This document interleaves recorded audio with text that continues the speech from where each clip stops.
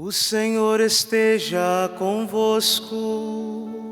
Ele está no meio de nós. Proclamação do Evangelho de Jesus Cristo, segundo Marcos. Glória a vós, Senhor. Naquele tempo, um mestre da lei aproximou-se de Jesus e perguntou: qual é o primeiro de todos os mandamentos? Jesus respondeu: o primeiro é este: ouve, ó Israel, o Senhor nosso Deus é o único Senhor. Amarás o Senhor teu Deus de todo o teu coração, de toda a tua alma, de todo o teu entendimento e com toda a tua força. O segundo é: amarás o teu próximo como a ti mesmo. Não existe outro mandamento maior do que estes. O mestre da lei disse a Jesus: muito bem, mestre, na verdade é como disseste, Ele é o único Deus e não existe outro além dele. Amá-lo de todo o coração, de toda a mente e com toda a força, e amar o próximo como a si mesmo, é melhor que todos os holocaustos e sacrifícios. Jesus viu que ele tinha respondido com inteligência e disse: tu não estás longe do reino de Deus. E ninguém mais tinha coragem de fazer perguntas a Jesus.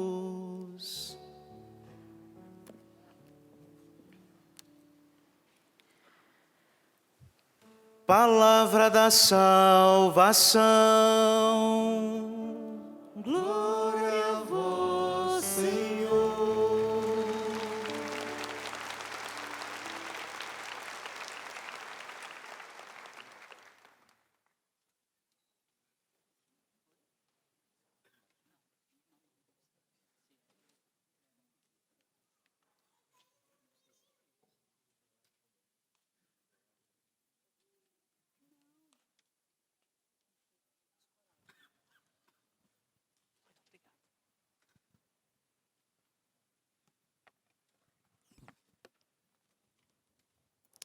Estamos nós fazendo a nossa leitura cursiva do Evangelho de Marcos. Nós estamos fazendo um caminho com o Senhor. Estamos no caminho com Jesus. Essa escola do Senhor, todos nós somos condiscípulos. Vocês, eu, o Mestre é Jesus. Ele quem ensina. E Jesus, ele estabeleceu 3 tipos de relacionamento. Com a multidão, Jesus dava-lhes os milagres, multiplicava os pães, Jesus curava os endemoniados, Jesus restaurava vidas, Jesus se fazia presente na vida da multidão que o buscava. Mas era multidão. Multidão é assim, muitas vezes vai ao Senhor não por aquilo que o Senhor é, mas por aquilo que o Senhor faz. Às vezes nós vamos a Jesus assim, não por aquilo que Jesus o é, mas por aquilo que Jesus faz. Quantas vezes nós não vamos a Jesus para utilizarmos daquilo que Ele pode fazer?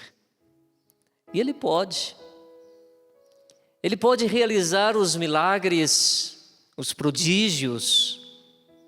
Ele tem o poder sobre a nossa natureza humana. Ele é Deus. Mas Jesus estabeleceu também um segundo nível de relacionamento. O relacionamento com os religiosos, com os escribas, com os fariseus.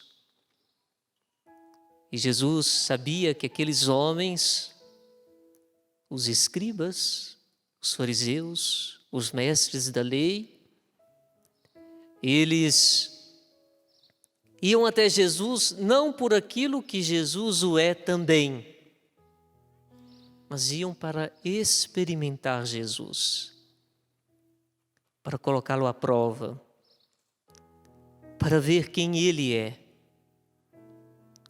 para ver realmente qual era a dele. Eram religiosos, mas seus olhos ainda não estavam descortinados, abertos, para enxergar que diante deles já estava a própria salvação, já estava a presença do próprio Deus. Por isso eles sempre queriam fazer alguma coisa para poder apanhar Jesus. Esse é o nível de relacionamento estabelecido por Jesus com os religiosos. Mas Jesus, Ele não repele ninguém. Quantas vezes nós vamos ver Jesus entrando na casa dos fariseus, assentando-se com eles, colocando-se à mesa com eles. Jesus não repele ninguém. Jesus acolhe a todos. Jesus vai a todos os lugares da qual Ele é convidado. Por isso, tantas vezes, Jesus, Ele, desafiado mesmo, que desafiado pelos fariseus, Ele ia até o encontro dos fariseus, dos mestres da lei, dos religiosos, dos grandes da lei. Jesus ia, porque Jesus é Deus. E por que Jesus ia? Porque o coração de Deus é um coração de esperança. Deus sempre vai ao encontro do homem. Deus sempre busca o homem. E ali, era isso que Jesus queria encontrar com aqueles homens. Mas o terceiro nível de relacionamento com Jesus é o relacionamento de discípulos. Ah, como é lindo o relacionamento de discípulos com Jesus. Porque aos discípulos, Jesus explica-lhes os mistérios do reino dos céus. Quantas coisas Jesus não falou aos discípulos? Quanta intimidade Jesus não mostrou aos discípulos? Nós vamos ver que aos discípulos Jesus explicava-lhes os mistérios do reino dos céus. Jesus é fascinante. Como é importante a gente ver que Jesus é fascinante. Justamente hoje nós vamos encontrar um mestre que vai até Jesus. O que está no coração daquele homem, a gente não o sabe. Mas ele vai. E ele pergunta a Jesus para ver aquilo que Jesus iria responder. Qual é o maior mandamento? Às vezes nós ficamos perdidos naquilo que é periférico e esquecemos daquilo que é essencial. Quantas vezes na nossa vida nós ficamos perdidos naquilo que é periférico e esquecemos daquilo que é essencial. Assim também, muitas vezes, é você, sou eu, nós ficamos nas coisas externas, esquecemos de ir às coisas internas, às coisas mais profundas. Por isso, na época de Jesus, nós vamos encontrar, diante da proteção da lei, mais de 613 formas de poder não deixar de cumprir a lei. Por isso era necessário ver aquilo que era prioridade, aquilo que era essencial, aquilo que é importante. Às vezes nós ficamos na periferia e esquecemos de ir àquilo que é o essencial, aquilo que é o importante, aquilo que realmente vale a pena dar o crédito. Qual é o maior mandamento? E nós vamos ver que Jesus, ele vai repetir nada de novo, mas aquilo que já era conhecido, nada de novo é falado.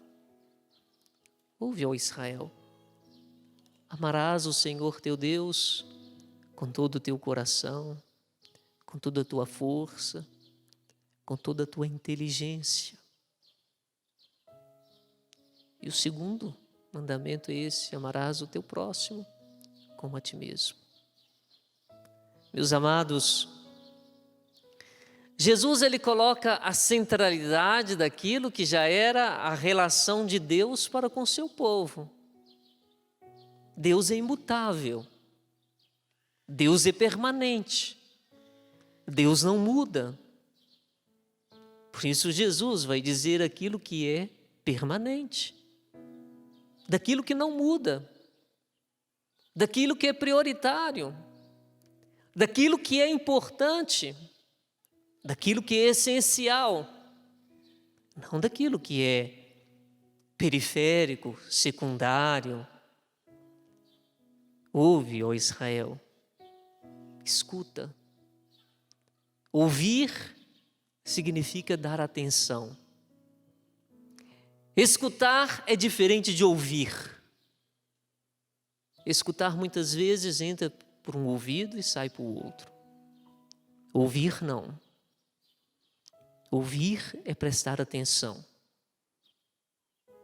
Ouvir está relacionado a obedecer. E Jesus coloca: amarás o Senhor teu Deus com toda a tua alma, com toda a tua inteligência, com toda a tua vontade. Por que nós amamos a Deus? Quando eu era pequeno, a minha catequista, Dona Mariinha, ela dizia: por que você existe? E nós tínhamos que responder aquilo que estava no catecismo: eu existo para amar, para louvar, para bendizer a Deus. E realmente é assim. Mas por que nós amamos a Deus? Porque Deus por primeiro nos amou. Não há outra coisa no coração de Deus que não seja amor. Uma vez perguntaram ao Papa Francisco, uma criança, no Congresso das Famílias, a criança disse ao Papa: Santo Padre, o que Deus fazia antes de me criar? E o Papa, na bondade dele, disse: Deus já te amava, te amava, te amava. Por isso, quando as nossas crianças perguntam: antes de eu nascer, o que já existia no coração de vocês, pais? Nós já estávamos te amando, nós já estávamos te desejando. Assim é Deus, já estava nos amando, já estava nos desejando, já estava querendo a nós. Por isso, Jesus diz: amarás o Senhor. Nós amamos porque recebemos dele seu amor. Mas existe no ser humano, e nós falamos no primeiro dia deste acampamento da cura dos traumas da morte. O ser humano ele é formado por corpo, por alma e por espírito. Não existe ser humano sem corpo, sem alma e sem espírito. O corpo nosso é criado por Deus. Na visão tão poética da Sagrada Escritura, Deus moldou o homem do pó da terra. Mas Deus, ele insuflou em nossas narinas o espírito da vida. Ele nos deu uma alma.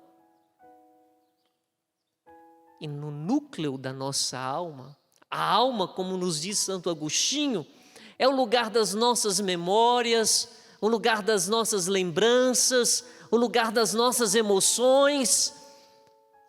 Mas no núcleo da nossa alma, bem lá no recôndito, existe um lugar onde mora Deus, da qual é o nosso espírito que se une ao Espírito de Deus. Por isso, Jesus vai dizer: amarás o Senhor teu Deus com toda a tua força, com toda a tua vontade. A nossa alma é o lugar intelectivo, é o lugar onde nós tomamos as decisões.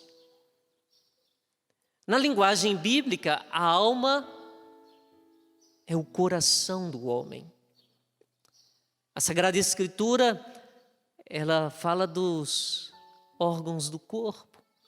E o coração é o lugar das decisões. É o lugar onde está a parte intelectiva, onde está a parte da vontade.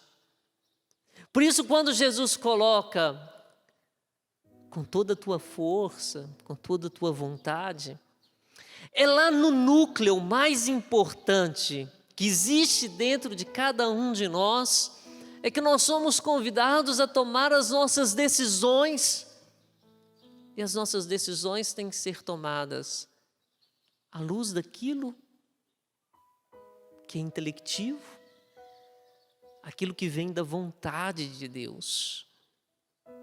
Por isso, quando nós tomamos essas decisões no lugar mais interno nosso, as decisões elas não são tomadas somente na força da emoção. Palavras utilizadas no momento e no calor da emoção são palavras que ferem, são palavras que agridem, são palavras que colocam distância. Por isso, tomar a decisão com o coração. Tomar decisão com o coração não é tomar decisão que não seja pensada. É naquela parte mais íntima de nós, onde existe a presença de Deus. E Jesus diz isso. É Jesus que coloca isso. Mas existe dentro de cada um de nós, é verdade, que nós vamos ver o tempo inteiro, a parte irascível, a parte concupiscível, que toma decisões não de acordo com a vontade, nem com o querer de Deus, e que nos fere, e que causa em nós tristezas, e que nos machucam. Por isso, é tão importante, em todas as decisões, nós pedirmos a presença do Espírito Santo de Deus, para que a gente nunca possa esquecer, amar a Deus. E nós temos que amar a Deus mais do que tudo. São Tomás de Aquino, ele já dizia que existe uma hierarquia do amor. Porque se não existe essa hierarquia do amor, o nosso amor é um amor desordenado. Imagina você se encontrar com uma pessoa que o tempo inteiro ela é carente. Uma pessoa carente é uma pessoa cheia de necessidades. É uma pessoa cheia de murmurações, feridas em seus afetos, em seus sentimentos, nas coisas mais internas. Quantas vezes nós vamos ao outro não porque o outro é importante, porque o outro é a imagem de Deus, mas nós vamos a Ele por causa de um amor carência, por causa de um amor necessidade. E quando nós vamos ao outro com amor carência, um amor necessidade, nada nos enche, nada nos preenche, nada diz a nós. Por isso que São Tomás de Aquino, ele diz, ama primeiro o Senhor, mais do que tudo, refletindo as palavras de Jesus.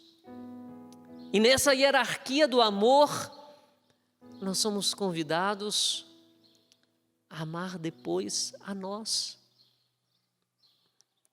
O que é amar a nós? Não é um amor egoísta, não é um amor egóico, egocêntrico, porque existem personalidades profundamente egóicas. Nós estamos vivendo num mundo onde o eu é mais importante do que todas as coisas. Personalidades profundamente egocêntricas, egóicas, inflamadas. O amor a si é o amor na medida, é se conhecer, é o autoconhecimento, da qual nos diz Agostinho, Santo Agostinho, grande doutor. Tem pessoas que pagam caro para conhecer vales, cidades, montanhas, mas esquece de fazer a mais impressionante e a mais desafiante de todas as viagens, a viagem ao seu próprio interior, a viagem para dentro de si. Ali se conhecer, quem é você? E muitas vezes quem é você até quando os outros não estão vendo, ou quando você não está sobre o olhar dos outros nesse Big Brother que nós estamos vivendo o tempo inteiro. Quem é? Por isso a gente se ama, a gente se gosta, porque Deus nos amou primeiro. E quando nós temos esse amor curado dentro de nós, como nos diz São Tomás de Aquino, nós somos capazes de amar o outro. Amar o outro na medida certa. Porque senão será um amor desordenado. Será um amor que não é sustentável. Será um amor necessidade. Será um amor carência. Por isso Jesus coloca ao mestre da lei isso. Ouve, escuta. Amarás o Senhor teu Deus, mas depois ama o outro. É interessante que nós vamos ver que este homem que vai até Jesus, ele diz, olha, eu já tenho feito tudo isso, mais do que tudo isso, Deus não quer os nossos holocaustos. Eu espero que você saia daqui com a mesma coisa que este homem disse a Jesus. O que é o sacrifício de holocausto? Na Sagrada Escritura nós vamos ter os sacrifícios, que era a necessidade do homem de se encontrar com Deus. Nós vamos ter os sacrifícios pacíficos, que era o agradecimento a Deus, onde se queimava no altar do templo algum animal. Os sacrifícios expiatórios, que era entregue ao Senhor como sacrifício para expiar os pecados. Mas existia um sacrifício, como nós ouvimos hoje, na leitura do Evangelho, um sacrifício de holocausto, não se retinha nada, se queimava tudo, se entregava tudo, se entregava todo o animal para o Senhor. Quando nós entendemos isso, nós começamos a descobrir que nós não podemos reter nada para nós mesmos. Que nós somos convidados a entregar tudo, mas tudo, tudo, tudo para o Senhor. Durante esses dias, nesse território santo da Canção Nova, porque não há quem não venha aqui que volte para casa do mesmo jeito. Aqui é a terra do Senhor. Aqui é terra consagrada ao Senhor.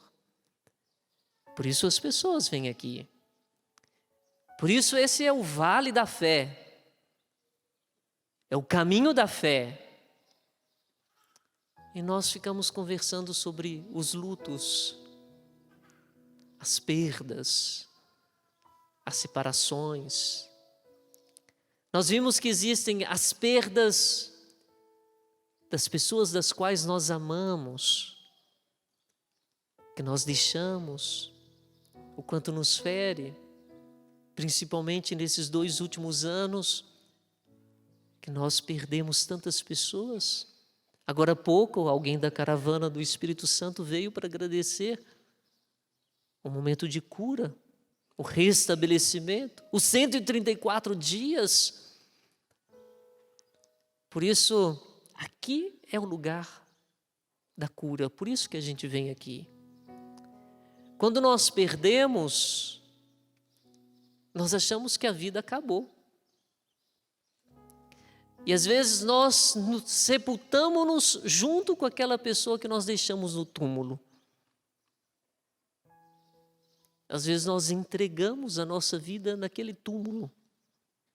Às vezes nós somos mortos andando por aí, porque a nossa alma, a alegria que existe dentro de nós, foi sepultada junto com aquela pessoa que se foi. É difícil, porque existe dentro de nós algo que são chamados apegos. Nós somos apegados. Se nós somos apegados às coisas, quanto mais não somos apegados às pessoas. Imagina, durante esses dias de acampamento, quantas histórias o padre aqui não escutou. De quantos pais que perderam filhos. E de quantos significados que alguns pais têm tentado dar diante dessa perda. Às vezes nós não trabalhamos muito e nem falamos muito sobre as perdas que são fruto do autoextermínio. Ainda hoje um grupo disse: padre, nós temos que discutir isso, porque nós somos frutos dentro da nossa casa de uma filha, o autoextermínio. Temos que trazer isso à luz. Padre, e aí? Como que é isso, é? Ela está com o Senhor ou não está com o Senhor? Ela se encontrou com Deus ou não se encontrou com Deus? Nós vamos ver que essa mesma pergunta foi feita ao Papa Francisco. E ele vai dizer que existe um grande mistério entre uma janela e um chão. Existe sempre um grande mistério. Ninguém quer perder a sua vida. A gente quer arrancar de nós algumas situações que nos incomodam, algumas situações que nos são difíceis, algumas situações que doem. É isso que a gente quer arrancar. Mas se nós estamos aqui, nós estamos porque queremos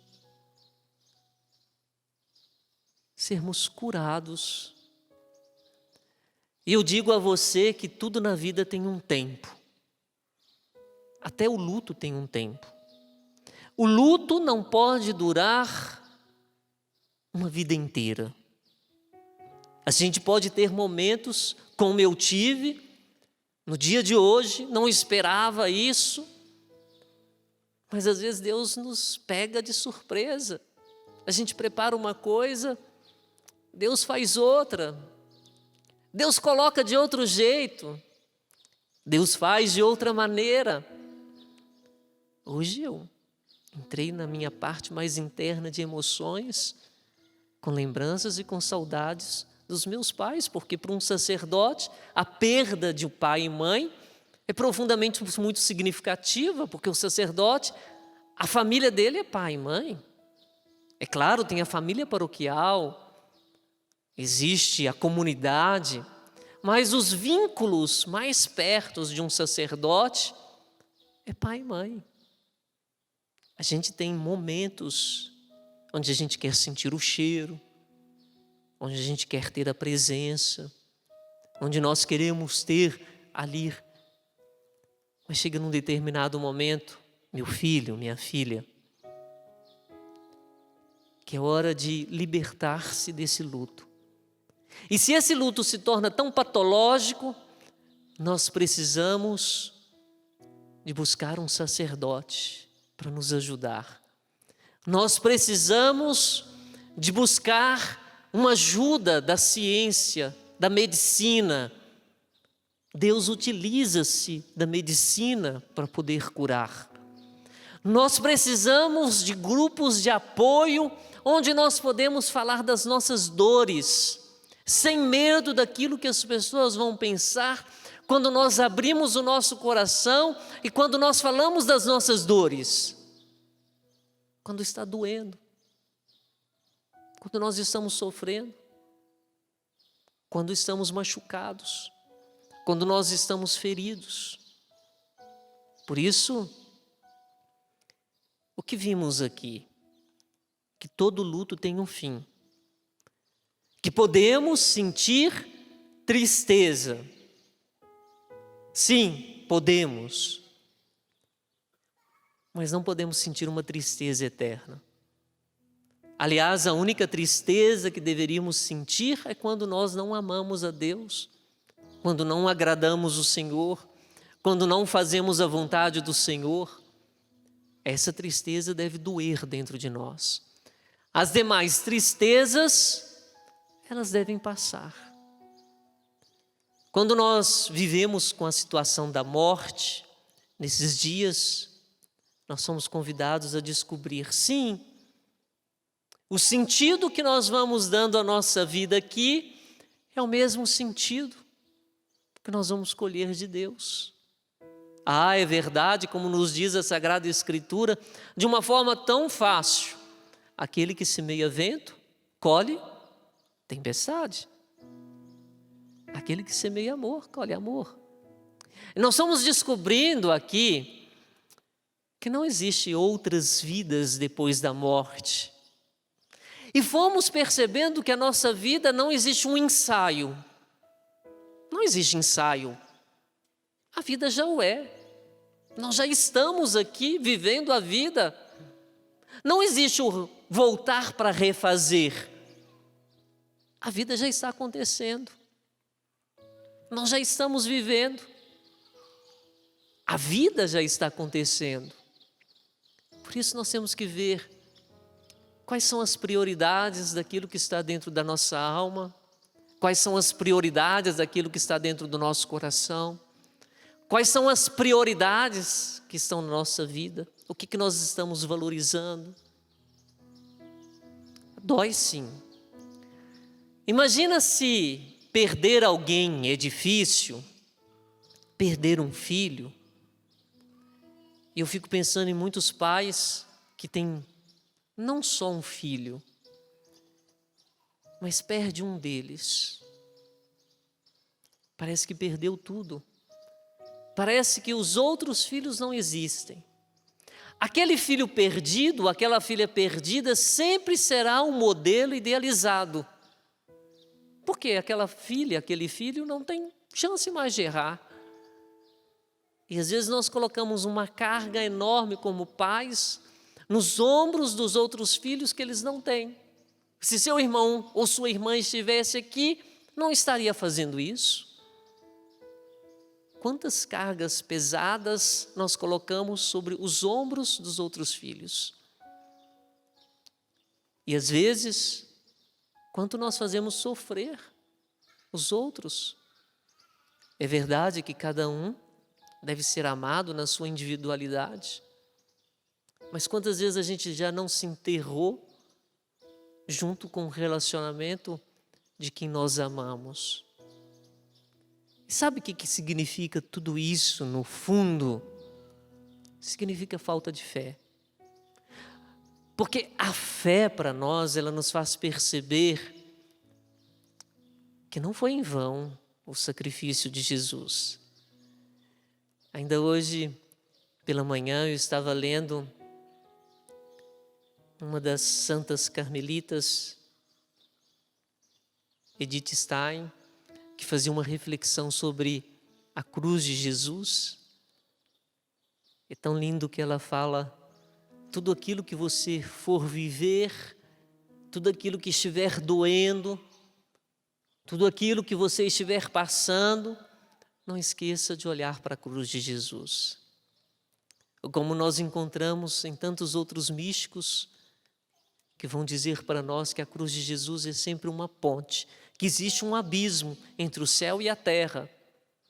E esse abismo só foi diminuído por essa ponte que é a cruz de Jesus. Aí está o verdadeiro amor. Um amor sem medidas. Na verdade, quando Jesus ensinou a este homem que o perguntou sobre os mandamentos, depois Jesus vai acrescentar algo primordial e essencial. Não só amar a Deus, não só amar o outro, mas amar como eu amei. Por isso é tão lindo quando nós estamos aqui, nesse santuário do Pai das Misericórdias. Por que o Pai das Misericórdias pode nos dar? A presença de um Jesus vivo. Se nós somos formados de corpo e alma, um dia nós vamos ressuscitar. Interessante que cada celebração eucarística nós trazemos aqui no altar de Deus a memória das pessoas das quais nós perdemos. Aliás, aqui nós entramos na comunhão dos santos, porque a gente reza pela igreja viva, pelo Papa, pelo Bispo, por todos que estão nessa caminhada rumo ao céu. Nós rezamos por aqueles que estão se purificando no purgatório. E às vezes não tomamos a dimensão de um pecado confessado. Ele exige de nós uma reparação do tamanho da culpa ou do pecado realizado. Deus não passa só a mão na nossa cabeça. Deus exige de nós uma reparação. Você imagina aquele que cometeu um grande delito. Quando ele confessa, o delito dele é perdoado. Mas o que é necessário ele fazer? Ele necessita fazer atos de amor e de reparação. Porque se ele não fez esses atos de amor e de reparação nessa vida, ele os terá que fazer naquele eterno presente que é o purgatório. Por isso que nós rezamos pelas almas do purgatório, que ainda não se purificaram totalmente. Estão salvas, é verdade, mas necessitam da purificação. Olha como nós falamos almas, porque nós temos as almas dos santos, aqueles que foram nesta vida se assemelhando, se mortificando, em cada ato praticado, em cada coisa feita, se assemelhando cada vez mais a Jesus e se purificando nesta vida, estão junto de Deus, almas. Porque nós, pela nossa fé cristã católica, sabemos que só existem 2 ressuscitados. O que é a ressurreição? Não existe ser humano sem corpo e sem alma. A ressurreição é assim. No momento em que Jesus foi colocado no sepulcro, Jesus é Deus, nele não existe pecado, por isso o seu corpo não entrou para a corrupção da carne. Mesmo que a gente tenha sido batizados, livres do pecado que herdamos espiritualmente dos nossos pais, ainda existe dentro de nós as más inclinações, os maus desejos, os maus sentimentos. Em Jesus não. Por isso, quando ele ressuscita com aquele corpo que ele andou na Galileia, curou os doentes, perdoou os pecadores. Por isso, Jesus, pessoa divina, segunda pessoa divina, ele tem 2 naturezas, a humana e a divina. Ele foi o primeiro homem. Se antes o céu não era habitado, quando o homem foi criado, ele foi colocado num jardim terrenal, mas ainda não era o céu. Quando Jesus ressuscita, ele apresenta a nossa humanidade a Deus com seu corpo e com sua alma. Esse é o primeiro ressuscitado.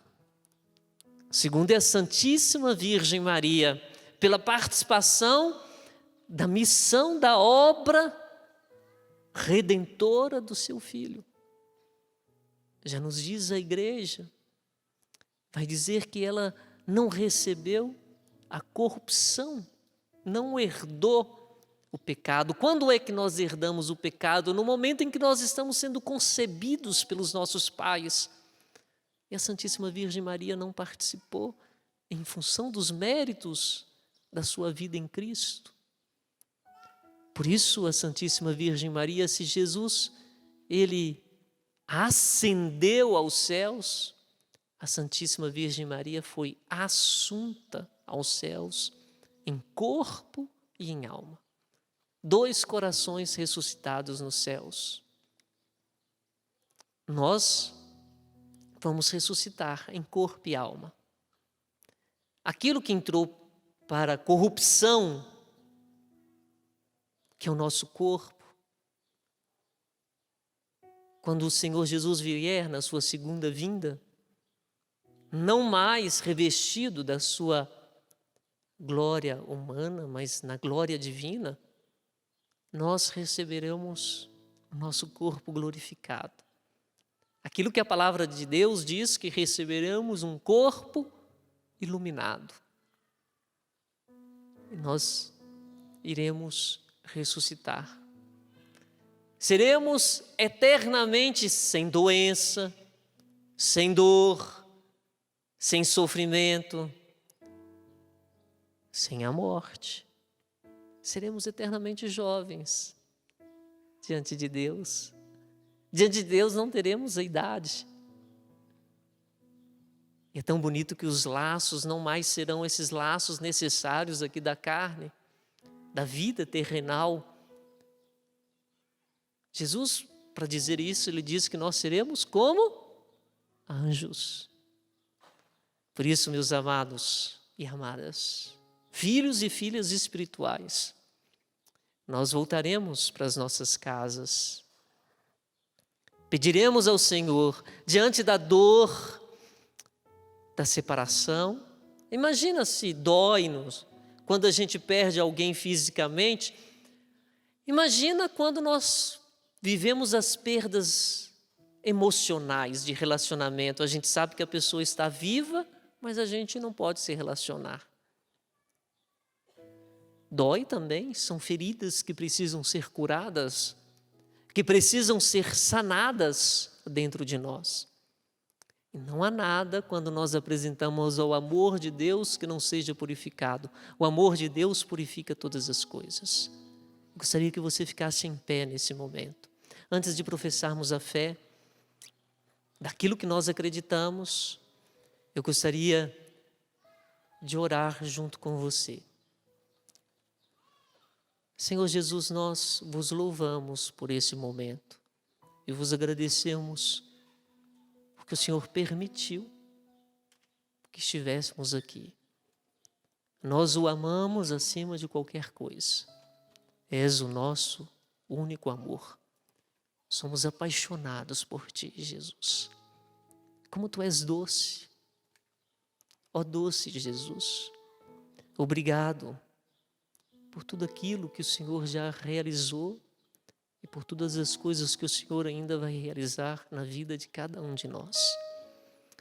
Obrigado, Jesus, porque viestes fazendo esse movimento de esvaziamento, o seu ser esvaziastes e tornastes um de nós.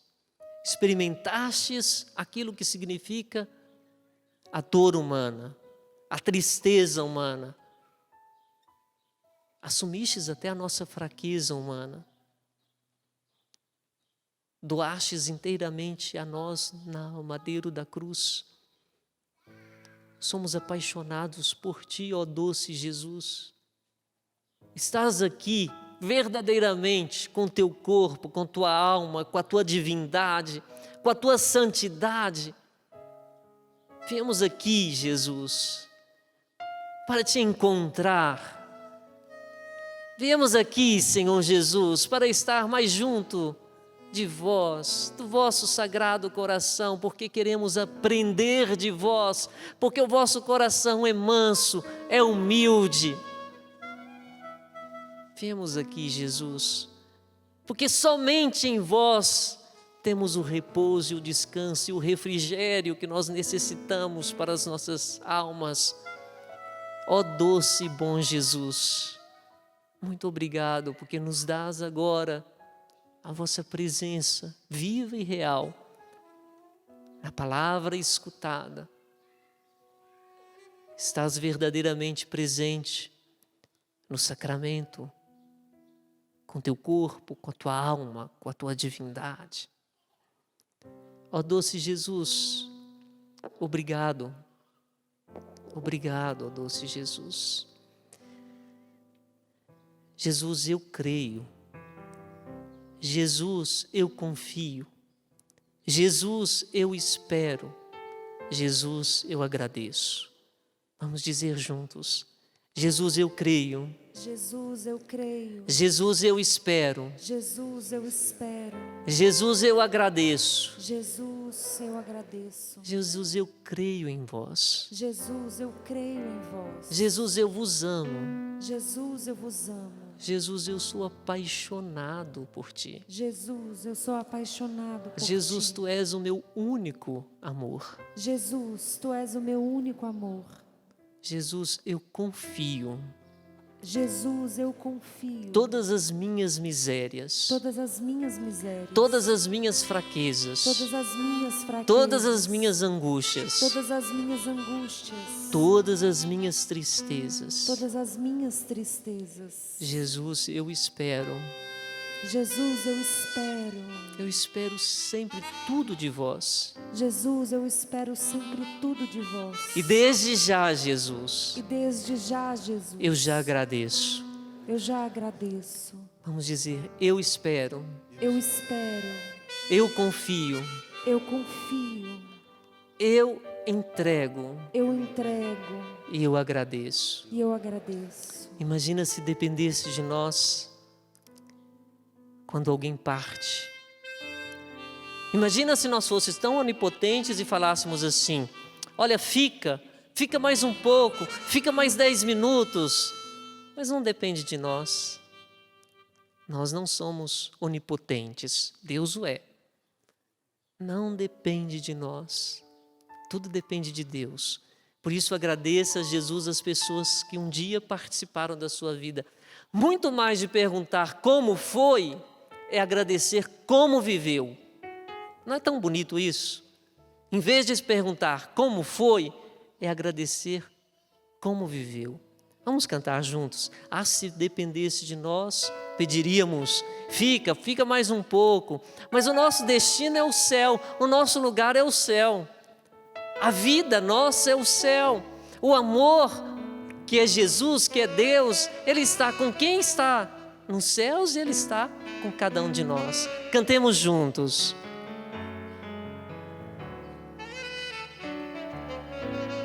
E se dependesse de mim, como deixar ir, ver um filho amado partir e não mais voltar, ver partir aquele que me ensinou a caminhar.